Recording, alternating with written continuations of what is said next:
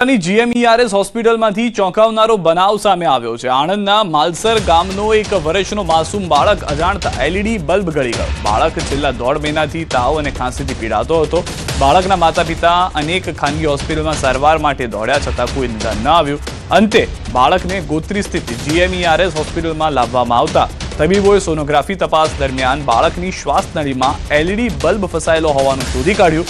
ત્યારબાદ ENT વિભાગના તબીબોએ બ્રોન્કોસ્કોપી કરી અને સફળ ઓપરેશન હાથ ધર્યું। બલ્બને સલામત રીતે બહાર કાઢી બાળકને નવજીવન આપ્યું। સફળ સારવાર બાદ બાળક સંપૂર્ણપણે સલામત થતા પરિવારજનોની આંખોમાં ખુશીના આંસુ છલકાયા। ઓપરેશન માટે લીધા। ઓપરેશનની અંદર શ્વાસની અંદર દૂરબીન ઉતારી અને જોતા અમને એની અંદર એક ફોરેન બોડી એટલે કોઈક મેટલનો પીસ હોય એવું લાગ્યું। 1.5 મહિનાથી હોવાના કારણે એની ઉપર પણ ચામડી આવી ગયેલી હતી। એટલે ફક્ત આખા જે 1 સેન્ટીમીટરનો જે બલ્બ અમે કાઢી શકીએ એનો ખાલી 2 મિલીમીટર જેટલો ભાગ જ દેખાતો હતો। એક LED બલ્બ હતો। આખો LED બલ્બ બાળકના મોઢામાંથી જઈ અને શ્વાસનળીની અંદર ફસાયેલો હતો અને હવે આ કાઢી નાખ્યા પછી બાળક સારું છે અને એને કોઈ તકલીફ નથી। અમદાવાદના ખાડિયા પોલીસ ચોકી નજીક આગ લાગી છે। પોલીસે ડિટેન કરેલ વાહનોમાં આગ લાગી છે। ફાયર વિભાગે આગ પર કાબુ મેળવ્યો છે। 50 થી વધુ વાહનોમાં આગમાં હોમાયા છે તેવા દ્રશ્યો પણ આપ જોઈ રહ્યા છો।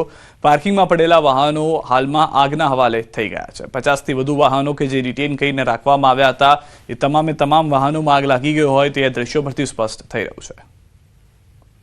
તો કયા કારણોસર આગ લાગી તે સુધી જાણી શકાયું નથી, પરંતુ ખાડિયા પોલીસ ચોકી નજીક જ આગની ઘટના થતા સ્થાનિકો દોડી આવ્યા હતા। કેટલાક રહીશો પણ ચિંતામાં હતા। પોલીસને જાણ કરવામાં આવી કે તેમણે જ્યાં આગળ વાહનો પાર્ક કરેલા છે ત્યાં આગળ ઓચિંતી આગ લાગી ગઈ છે। તપાસ કરવામાં આવશે આગ લાગવાનું કારણ। ફાયર વિભાગ તુરંત ઘટના સ્થળે પહોંચી હતી, આગ પર કાબુ મેળવી લેવાયો છે। દ્વારકાના વિશ્વ પ્રખ્યાત સુદર્શન સેતુ પરથી જોખમી દ્રશ્યો સામે આવ્યા છે। ઓખાબેટ દ્વારકાને જોડતા સુદર્શન બ્રિજ પર લોકો ગરબે ઝૂમતા જોવા મળ્યા। સુદર્શન બ્રિજ પર આ જોખમી દ્રશ્યોનો વિડીયો સોશિયલ મીડિયામાં વાયરલ થયો છે। રીલ્સના ચક્કરમાં જાહેર માર્ગ પર અનેક લોકો ગરબા રમ્યા। આ બ્રિજ પર અનેક વખત અકસ્માત સર્જાઈ ચૂક્યા છે, તેમ છતાં પણ રીલ્સના ચક્કરમાં નિયમો નેવે મૂકી ગરબા રમવામાં આવી રહ્યા છે। એક તરફ જાહેર રોડ પર વાહનો પસાર થઈ રહ્યા છે, બીજી તરફ લોકો ગરબે ઝૂમી રહ્યા છે। તંત્ર દ્વારા અનેક વખત અપીલ કરવા છતાં પણ નિયમોનું ઉલ્લંઘન થઈ રહ્યું છે। પોતાને અને વાહન ચાલકોને જીવના જોખમમાં મૂકવામાં આવે છે। તો ચાલુ રોડ પર ગરબા રમતા જોવા મળી રહી છે મહિલાઓ। વધુ માહિતી ન્યૂઝ 18 સંવાદદાતા મુકુંદ પાસેથી મેળવીશું। મુકુંદ, સમગ્ર ઘટના શું ઘટી હતી? પોલીસે હાલમાં શું તપાસ આદરી છે? જી સિદ્ધાર્થ, વાત કરવામાં આવે તો દેવભૂમિ દ્વારકા જિલ્લામાં આવેલ જે પ્રખ્યાત સુદર્શન સેતુ છે, આ સુદર્શન સેતુ પર કેટલાક લોકો છે તે ગરબે રમતા નજરે પડ્યા હતા। ત્યારે જે ટ્રાફિકથી ધમધમતો સુદર્શન સેતુ છે, આ રસ્તા પરથી અનેક વાહનો પણ પસાર થતા હોય છે। ત્યારે આ જોખમી રીતે રીલ્સ બનાવવાની ચક્કરમાં જે પોતાનો જીવ જોખમમાં મૂકતા હોય છે, ત્યારે અન્ય લોકોનો પણ જીવ જોખમમાં મૂકતા હોય છે। અને તંત્ર દ્વારા અનેક વખત લોકોને અપીલ કરવામાં આવી છે કે સુદર્શન સેતુ પર કોઈ પણ પ્રકારના સ્ટન્ટ કે રીલ્સ બનાવવાની સખ્ત મનાઈ કરવામાં આવી છે, પરંતુ જે આ લોકો છે તે બેદરકારી દાખવતા નજરે પડ્યા હતા અને તંત્ર દ્વારા અનેક વખત અનેક લોકો સામે ગુના પણ દાખલ કરવામાં આવે છે, પરંતુ આ લોકોની બેદરકારી સામે આવી હતી। જી સિદ્ધાર્થ, આભાર સમગ્ર માહિતી બદલ। તો હાલમાં લોકોની બેદરકારીને લઈને પોલીસ એક્શન કરવામાં આવે તેવી પણ સ્થાનિકો તરફથી વાહન ત્યાંથી લઈને પસાર થતા લોકોની રાવ છે। ભાવનગરના બગદાણા કોળી યુવક પર માર મારવાનો મામલો। આજરોજ જયરા જાહેર સહિત 4 આરોપીઓના જામીનને લઈને મહુવા કોર્ટમાં સુનાવણી। નવનીત બાલદિયાએ જામીન અરજી સામે કોર્ટમાં વાંધા અરજી રજૂ કરી। મહુવા કોર્ટમાં રજૂ કરશે વાંધા અરજી। અગાઉ 8 આરોપીઓ જેલ મુક્ત થયા છે, તેને લઈને હાઈકોર્ટમાં પિટિશન દાખલ કરવામાં આવશે તેવું પણ નવનીત બાલદિયાએ કીધું છે। આરોપીએ જામીન અરજી મૂકી છે એ બાબતે અમારી લીગલ ટીમ દ્વારા જે વાંધા રજૂ કરવાના છે જામીન અરજી વિરુદ્ધ, એના માટે અમે આજે આવેલા છીએ। તો આગળના શું પ્રશ્નો હશે? જામીન અરજી બાદમાં કોઈ આપની વાંધા અરજી કેસ? હા, વાંધા અરજી અમે રજૂ કરવાના છીએ ને આ જે નવા મૂક્યા છે ને અત્યારે જામીન એ બારામાં, અને જે જૂના છે એમને તમે હાઈકોર્ટમાં પિટિશન દાખલ કરવાના છે। ડાયમંડ સિટી સુરતમાં કાયદાના રક્ષક પર જીવલેણ હુમલાની ચોંકાવનારી ઘટના જોવા મળી છે। નાના વરાછા ઢાળ પાસે ટ્રાફિક જામ હટાવવા થયેલા સુરત પોલીસ કમિશનરના PA અને હેડ કોન્સ્ટેબલ અક્ષય આહિર પર 3 શખ્સોએ હુમલો કર્યો હતો। હુમલામાં તેમના નાકમાં ફ્રેક્ચર થતા તેમને તાત્કાલિક હોસ્પિટલમાં દાખલ કરવામાં આવ્યા છે. હુમલાખોરોની કારમાંથી ભાજપનો ખેસ મળતા મામલો વધુ ગરમાયો છે.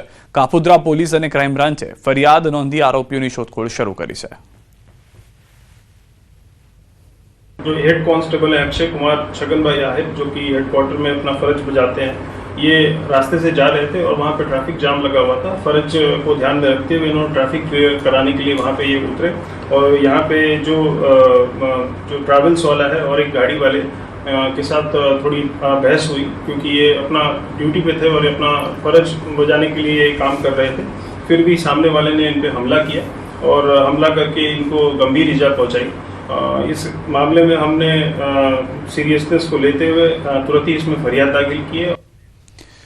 સુરતથી સમાચાર. બારડોલીમાં પ્રેમ પ્રકરણમાં તાલિબાની સજાનો મામલો. પોલીસે તમામ આરોપીની કરી ધરપકડ. યુવક કોળી સમાજની છોકરીને લઈને ભાગી જતા વિવાદ. પ્રેમી યુગલ ફરાર થતા પરિવારને માર મરાયો. યુવકની માતા, ભાઈ અને બહેનને માર માર્યો. ઝાડ સાથે બાંધીને જાહેરમાં લાકડી વડે ફટકાર્યા. વિડીયો વાયરલ થતા પોલીસે કરી છે કાર્યવાહી.